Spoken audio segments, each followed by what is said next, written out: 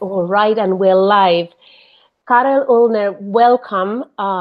It is such an honor and pleasure to have you again. This is becoming a tradition. You were a guest speaker for my course, International Communication Europe for St. John's University here in New York City a year ago, more or less exactly a year ago. And I just had to ask you to join us again, this time virtually. You were such a success last time, so thank you for joining us. Thank you. Happy to be back. Let's start from the beginning, because I know all of us are very interested in how a career like yours gets started. So when did you know you wanted to be a musician, and how did you start to go about it? So music has been part of my life pretty much as long as I can remember. My parents introduced me to music by singing and playing piano, and grandparents were into art and singing. So by the time I was 6 years old, I started piano lessons, like many kids do, and I tried out a bunch of different things for a couple of years: piano and violin and trumpet, whatever I could get my hands on in this school environment. But then eventually, I decided on guitar being my thing, and that's where I really started kind of writing my own songs, and I started really finding the people more like me through playing instruments, and that's where my real friends really came through when I was young. And then after a while, I started, starting bands in middle school. I was 11 or 12, and my parents put me in this summer camp program for rock music. And that, I think, was the moment where I knew that this is what I want to do for the rest of my life, if that's possible, as much as I possibly can, And then essentially, I just started going nuts with that, creating as many bands as I can. Anybody, that was my full kind of tunnel focus at the time, playing guitar. Eventually, I started with the bands that I was closer with. I started recording myself on our computer, and so that turned into music production and songwriting, and just kind of over time adding on these skills. Somebody had a drum set, I learned to play drums, and maybe I learned to play bass, and I started taking singing lessons also with a local teacher. And so yeah, it was kind of just a natural part of my life. Always started out as a hobby. Eventually, I started to turn it more into a part-time job, career opportunity, because it's something that I just decided I was best at doing and referring to as I work on really anything I do in my life. So when was that? When was the defining moment that you knew, all right, now, approximately what age and when did you know? Yeah. I think I always had that desire that I wanted to do it. I looked at Michael Jackson when I was younger. He was he's the king of pop. He's kind of artist that most people look up to. And by the time I was 12, I knew that this is what I really want to pursue, and I started doing that most of my hours, skipping on homework instead of practicing guitar, and recording myself in my basement instead of doing my schoolwork. That was my life throughout high school and college, and of course I did my work, but I was mostly networking within my industry. Yeah, but on the other hand, I just made a couple of notes about it. You did the rock camp, you studied a lot, I understand, instruments and singing, as well as you've studied music production here in the US as well as in London. So you've kind of done a lot of work. Besides being artistic, you worked real hard.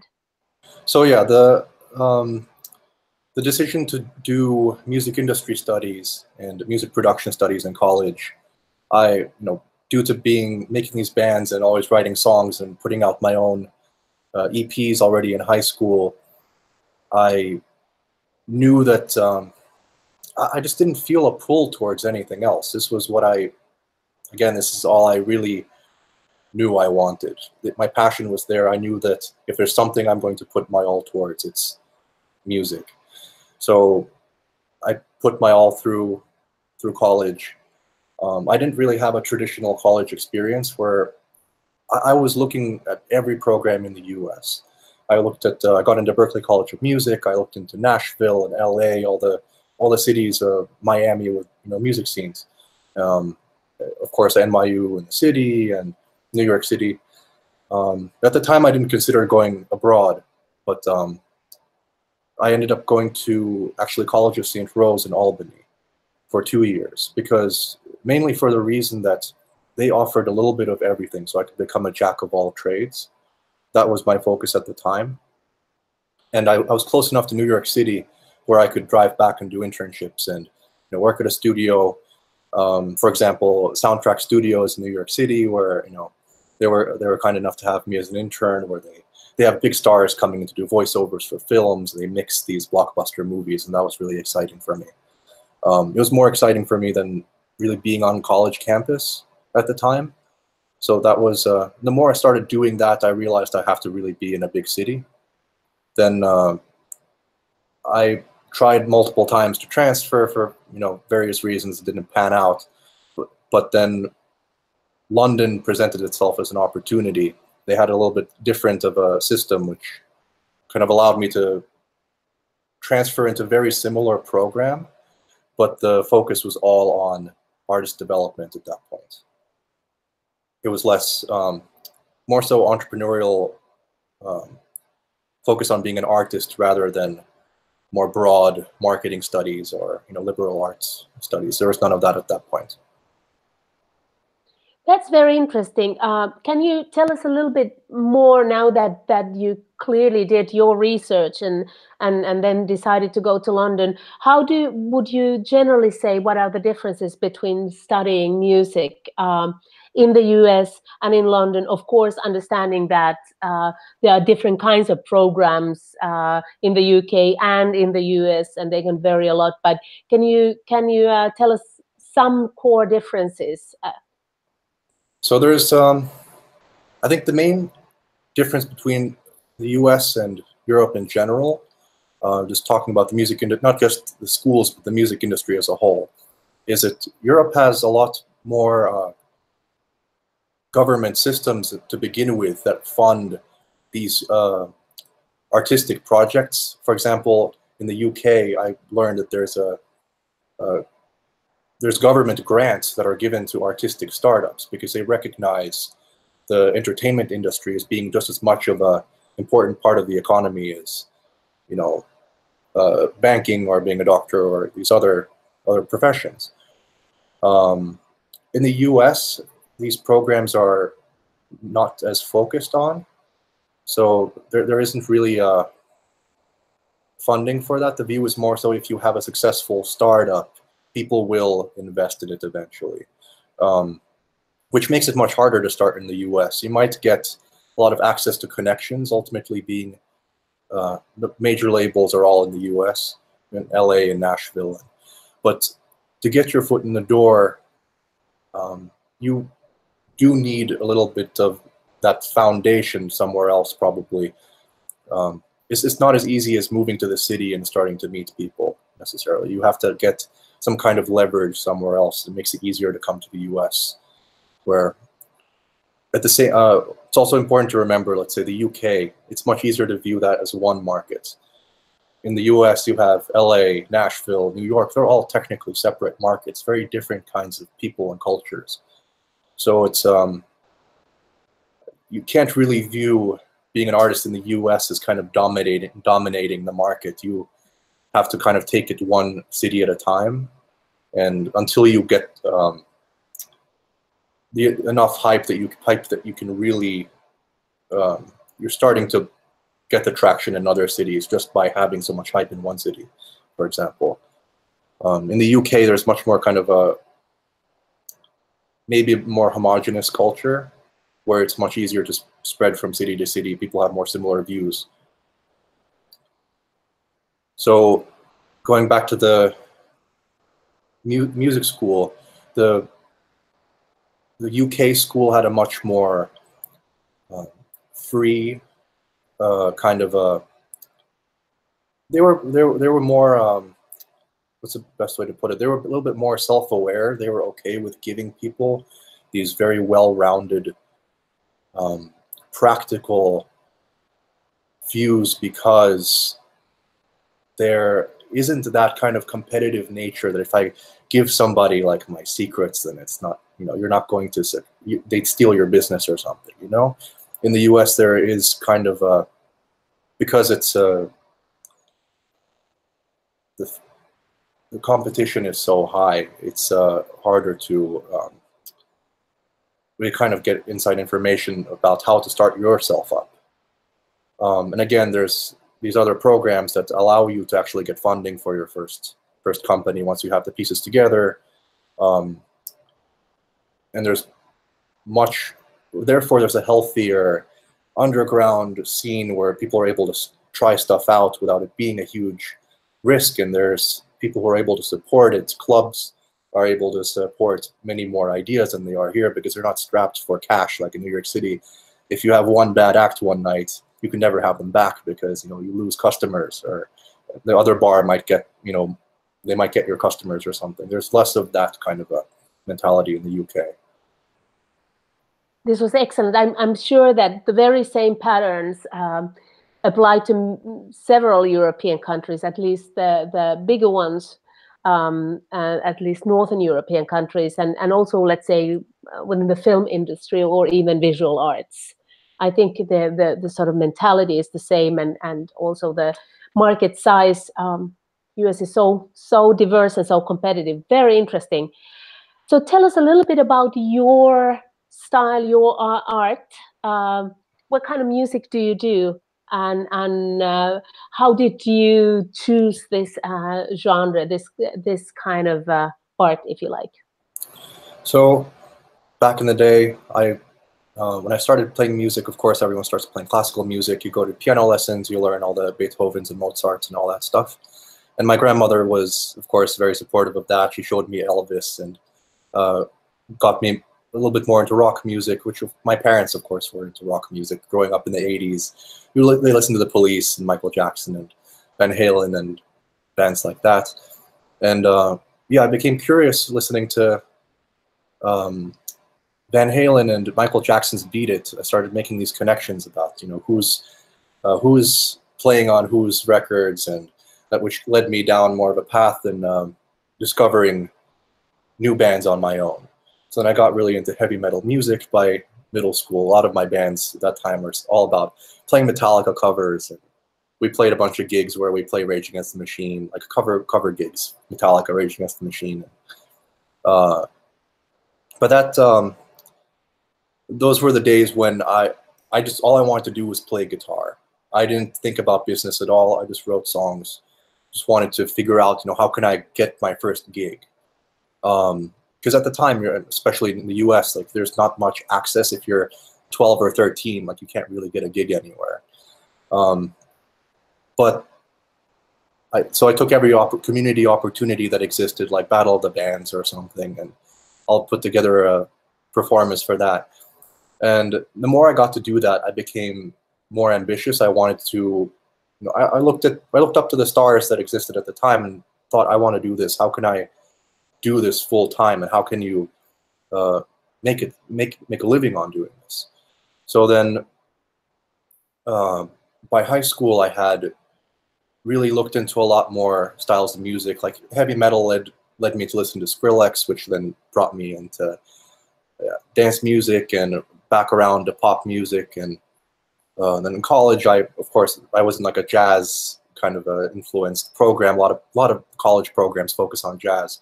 So that became part of my kind of musical language. So and then being exposed to all these different people eventually who then had completely different views. They might have been doing folk music, but they wanted someone to produce like electronic backing track for them. That really diversified my kind of otherwise narrow point of view.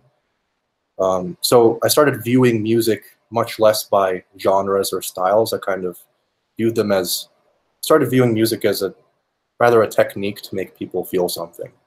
There's all these little tricks that you can throw into, blend together to create a certain effect. And that kind of led into considering, again, like the video game startups that I'm part of now, I have the kind of diverse musical language that I could look at a scene and try to, you understand what's going on in that scene and you want to complement that scene with a certain feeling, or you want to foreshadow a certain feeling that's coming up. And so that's more so the artistic side of what I was thinking. But then there's on the business end, being in bands became really hard. You might start out with certain friends that you're in bands with. You end up having eventually separate points of view. Maybe somebody wants to do bigger things, or maybe they want to change style or something, and that puts everything on hold.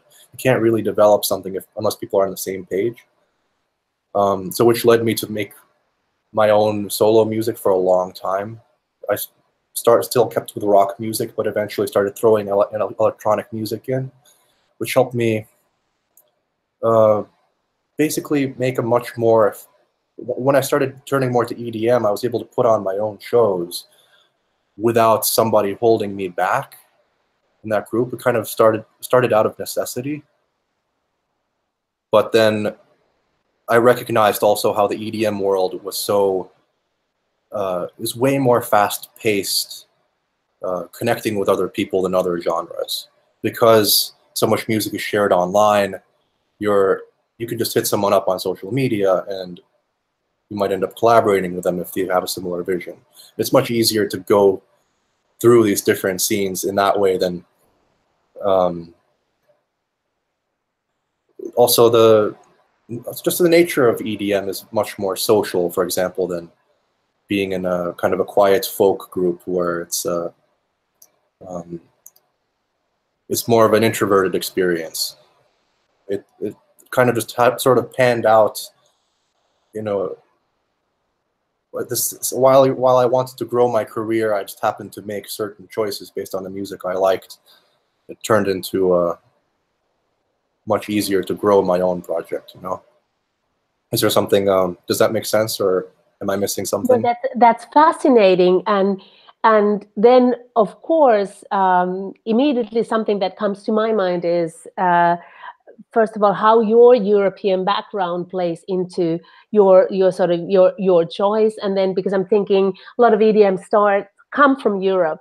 And do you see EDM as a genre that is particularly somehow European or Europe influenced? There are a couple of questions in my comment, but what do you think about that? EDM, I think, is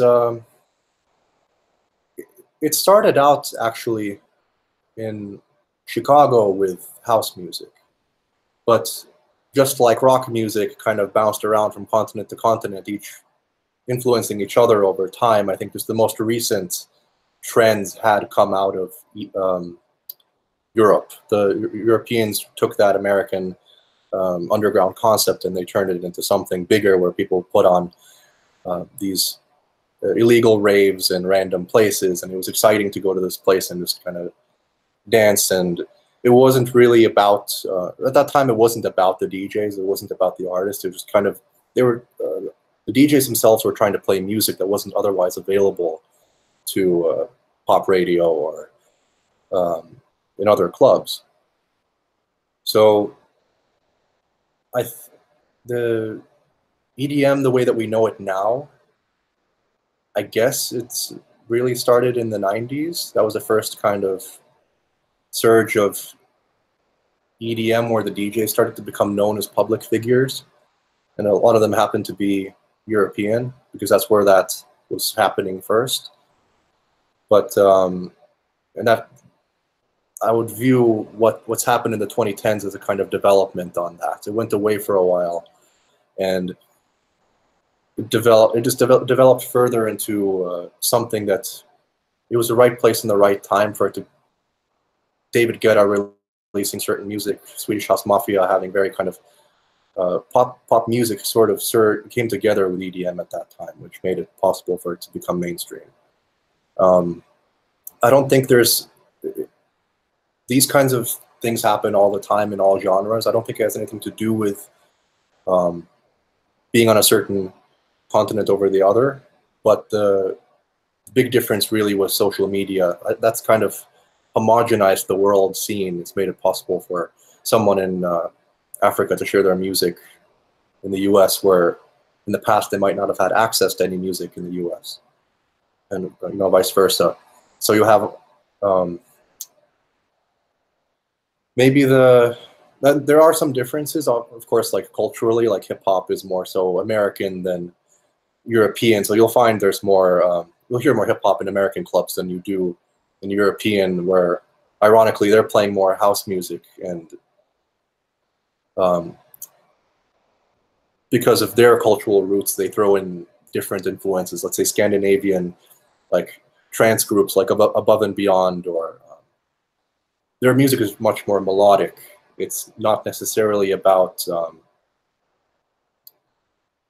yeah, it's more melodic, let's say, than something more rhythmic that comes from African background, where traditionally they're more about drums and expanded from there.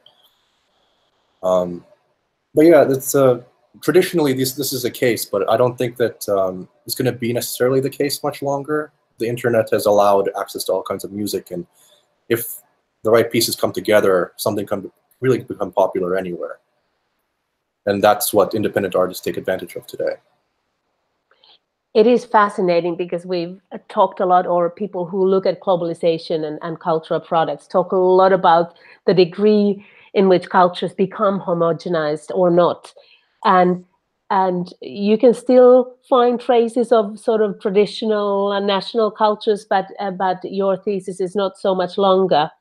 But I'm wondering, what about you? What about your music? Is your sort of Nordic European background, does it have any significance?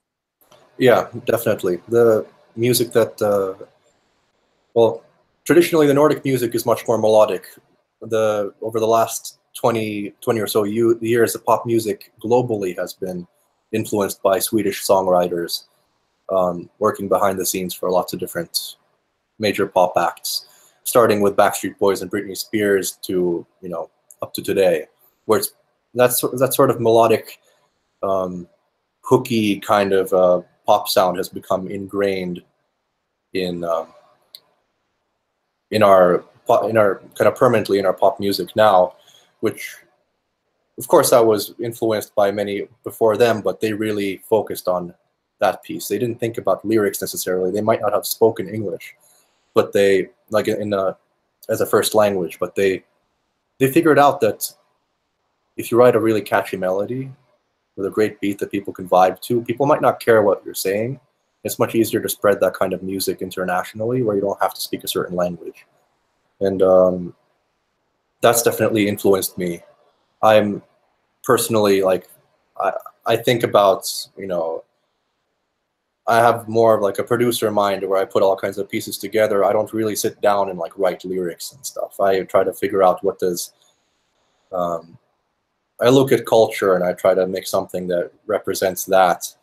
Or maybe, a few times I sit down to write lyrics, I might have a certain topic in my mind, like this is something that needs to be said. And then I'll build, I look at all the different pieces, the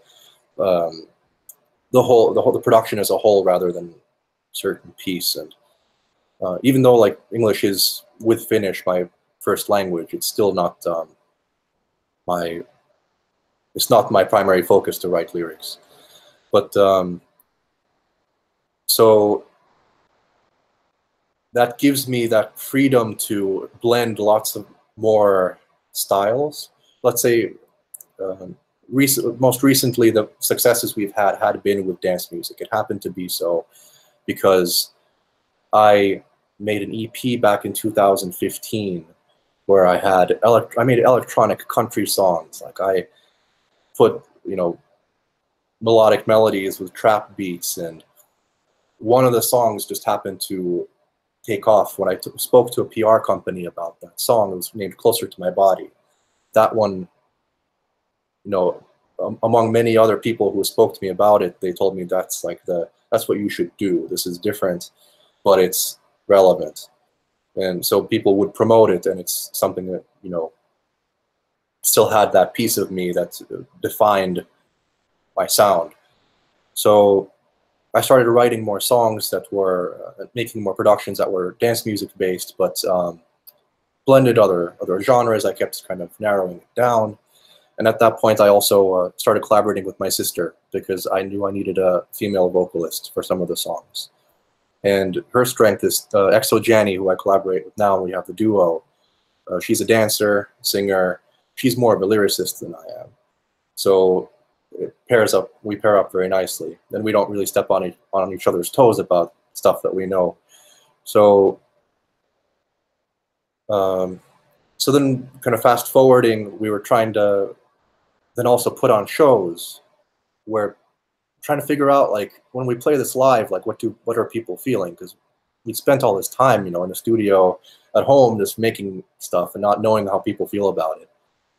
We started playing more shows and figuring out how to, like, where do we belong? We figured out the EDM happened to be that community that was open to having beats and genre blending and having pop vocals on top, and that's sure, that's the technical analysis, but practically speaking, when we started performing like that, people responded well.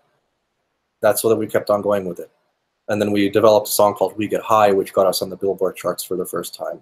When we've done years and years of connecting with DJs and performing in New York and London and trying to travel to different cities and around Europe, also performing acoustic gigs, we tried everything in the book, like from acoustic shows to heavy metal. We just kept narrowing it down practically over time. So what are you working on right now? I gather you have a duo right now. You're mainly focusing on that right now. Yeah. So right now we have the song Dancing on the Billboard charts, on the Dance Club Songs chart, which is crazy that we did it again. Congratulations. So thank you. So we're we got recognized by Billboard now for as their upstart artists.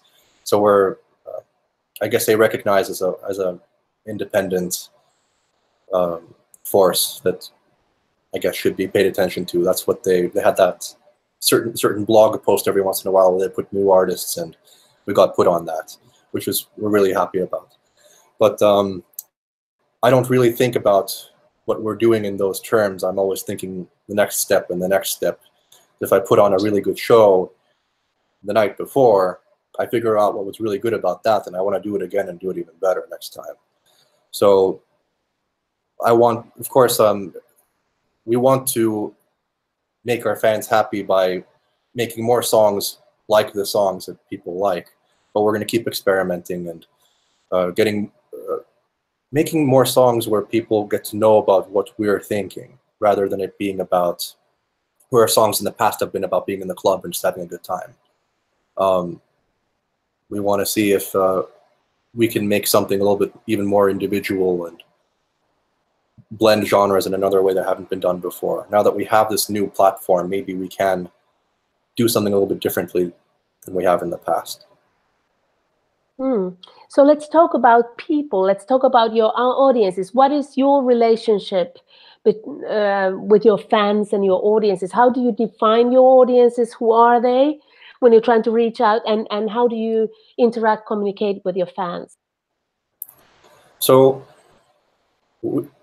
we are Finnish people. Typically, we are not the the most like verbal. We're not verbally expressing ourselves constantly, mostly out of respect. Like, we don't want to really be putting out some kind of point of view that doesn't make sense and that we can't back up. So that's part of our process. Like, we've been focused on club music, where it's not really about, we don't have to put out our political opinions like Kanye West. Like, that's not what we're really about. But social media is a huge piece to promoting artists, whether you're independent, just starting out, or you're a major artist. I mean, this is the primary marketing network for everybody. If you're not part of that, saying something, you're kind of not participating, which is almost worse than saying something that's not really favorable. So we are connecting our fans through social media, trying to emphasize our concert experiences mainly. But we will be, we're working on new songs now, and because we want to share a little bit more of what we actually think, we will be, we want to make sure that we create an experience where you're, because again, it's this fast-paced world of social media. If you don't have content prepared, you're going to get left in the dust. We currently post the bare minimum, let's say every other day. So it's going back to the question, we communicate through social media. We try to get the point across as simply as possible, which is again why we don't post as often. But the main thing is when you come to our shows, that's where our fans have really gotten to know us the most. That's been our strength. And we view when we have DJs play our songs in the clubs, it's the same thing as social media, really. We put up music to promote our concert experience, where we can really give the fullest of what we can provide at this point. But who are your fans, or everybody? Do you know any demographics? Do you have an idea? Who's your ideal audience? So currently the fans are generally between the ages of 16 and 25. I mean, there's lots of different types of people in that group, but I mean, realistically, I mean, most people, sure, people go to clubs beyond that age, but people looking for new music are typically not past the age of 25. Most people end up, you know what you like by that time, and you really get invested in those artists, and you don't necessarily look for new people. We're not that huge that, we might be on Billboard, but we're not like Tiesto or somebody. Like, he's a worldwide name. Everybody knows him. You don't have to really give him an introduction. But also the EDM world is typically younger. So once you're past the age where you're able to explore more clubs, able to explore different music outside of what you learned at home, those are the people who typically get into dance music right now. They get into club culture. When they go to college, that's when they really get to explore themselves and party. And we want to be part of creating that experience for those people. So there's no kind of gender demographics. We want to include as many people as possible. We want people to have a good time in the club. Those are the people that we really look for at this point. It's very interesting to me, being a different generation, how much you emphasize the experience. And somehow it seems to me, and correct me if I'm wrong, that also has to do with the fact that I heard that you're working on a couple of other ventures that actually have to do with experience that are beyond music. Can you tell us a little bit about that and how you combine your music with these other ventures, both artistically and in terms of business? Sorry, could you repeat that once more? There's a glitch in my Oh, my I'm audio. sorry. No, I said that I know that you've ventured into other areas, and somehow it seems to me that it relates to sort of your desire to create experiences. And so, can you tell us a little bit about those new ventures and how they are your expressions in terms of artistic expressions, but also how you see them as business ventures? Mm-hmm. And yeah, for me, there are complementing pieces to the music. In today's world, music is one. It's easier to look at the music industry as more so part of advertising when you're looking at mainstream music. Beyond the experience, if you want to become a superstar, you ultimately have to set yourself up to be sponsored by lots of other brands, and that's how you really get up there.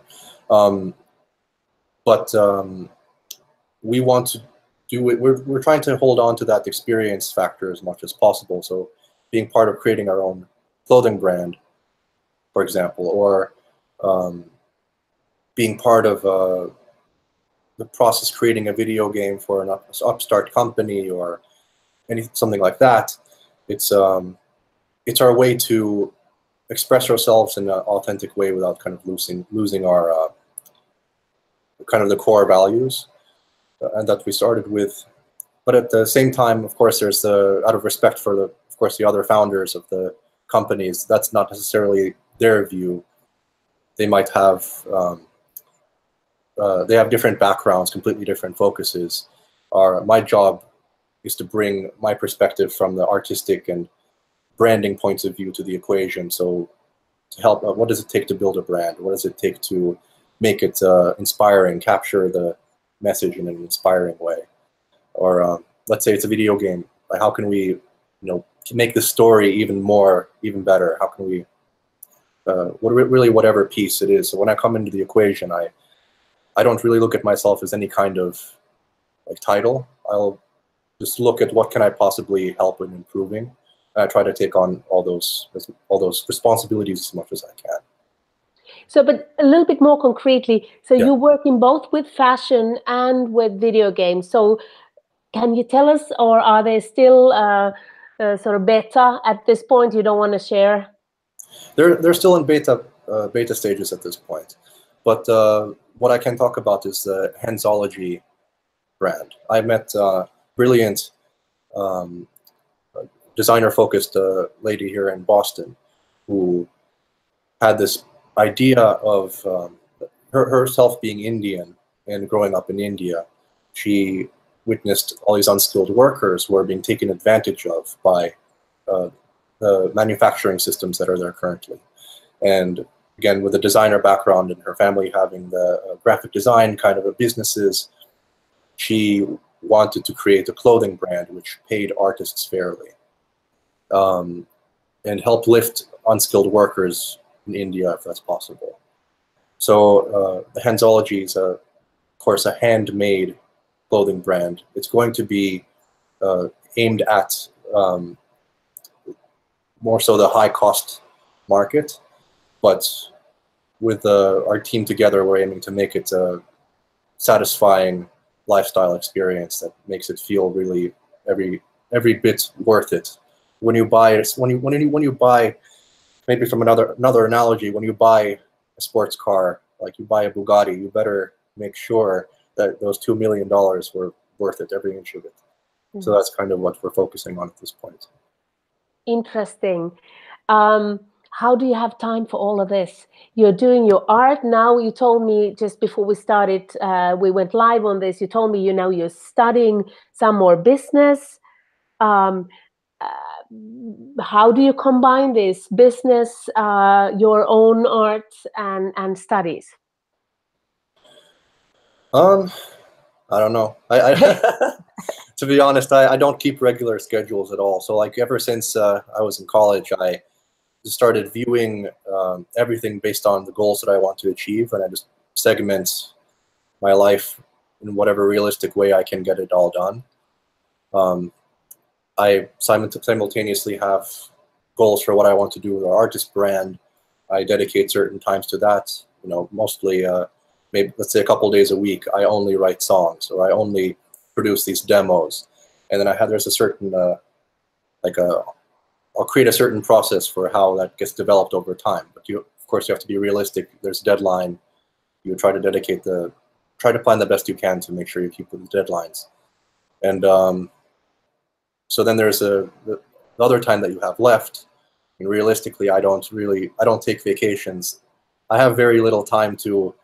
I go out to the pub like everybody else, but I don't go at regular times. I view the weekend especially as a super work time, and maybe I'll drive back to Boston on Monday and I'll take a 2-hour nap and then work on clothing brand or whatever is most pressing at that time. But yeah, I won't really work on more than 3 projects in a week. I want to make sure that I have I don't burn myself out, kind of forcing myself to, so it doesn't really feel like a grind. Mm-hmm. Like you have to have that inspiration as much as you can. So yeah, you told me also that now you're doing graduate studies in business. yeah. And how did that come about? So originally I wasn't thinking about going back to school at all. I graduated college in London. I think it was almost 2 years ago now. I think it was spring of 2007. No, sorry, 2017. I'm getting all my dates mixed up. But so I focused all my time after that, really focusing on the artist brand, and after we got the Billboard success, just trying to work on the follow-ups and building a team, which also leads to me being part of the marketing venture, not officially as a team member, but as a consultant, as a unofficial partner, where we're developing multiple aspects of what could become it's originally let's say a marketing agency for myself, which can eventually be translated into work for other people. So yeah, I just kept on coming up with these ideas for what needs to be developed, trying to think ahead. Eventually I got to the point that like most artists do, you do need outside help, you need outside funding. Everything I've done so far has been either funded by the customer investment, or it's the myself working part-time jobs in different industries. I've even taken up part-time jobs at a wine store, for example. And shout out to Glenville Wine in Greenwich, Connecticut. They've been really super flexible with part-time work, and it's you take up pretty much any job that you can to help build your company. Especially the reason being is that in artistic industries, again in the U.S., business brought me back to the U.S.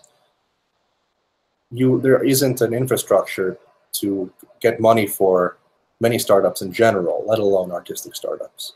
You end up funding it yourself. You have to figure out how to, if not pull together a team that's willing to invest for the long run, you need to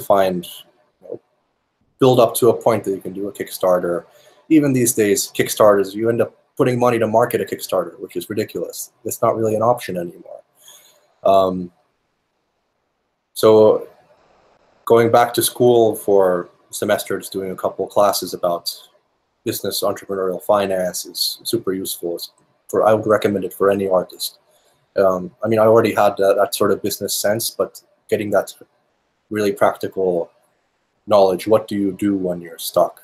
What happens? Like, so even if you're already $1 million business, you can get stuck. Maybe you're at the next level of investment, and you're spread too thin, and you need more investment. What do you do? That's the kind of stuff that I deal with here. And again, like going back to my own brand, I still continue to finance everything myself. It's all a small team, self-sustained. So it's easier to view the artistic work as more of general entrepreneurial work. It's not really any different, honestly. I think the one, going back to the music education, they don't really teach that piece to you there. My one critique of all my experiences at school is that had I not done it for myself, I would never been able to get those tools. I was always,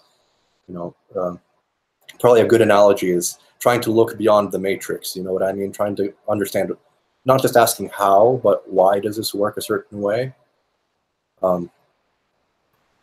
Again, leading back to me going back to school, I felt like it was time to get more experts' points of view.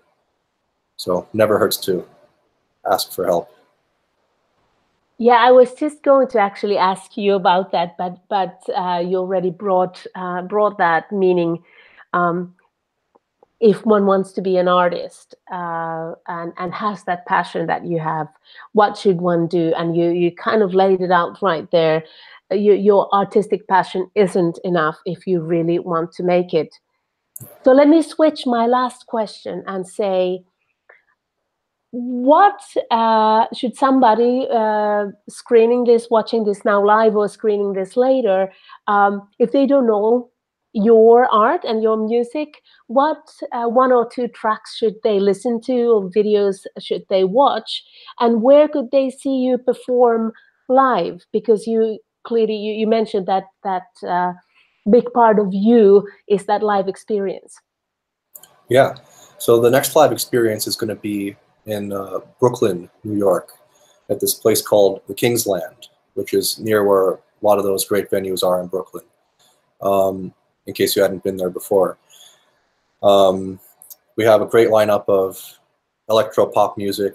We're headlining the show with, we have a special guest also coming on stage to end with a, super rave experience at the end. We have DJ Braj as our special guest, bringing the energy. And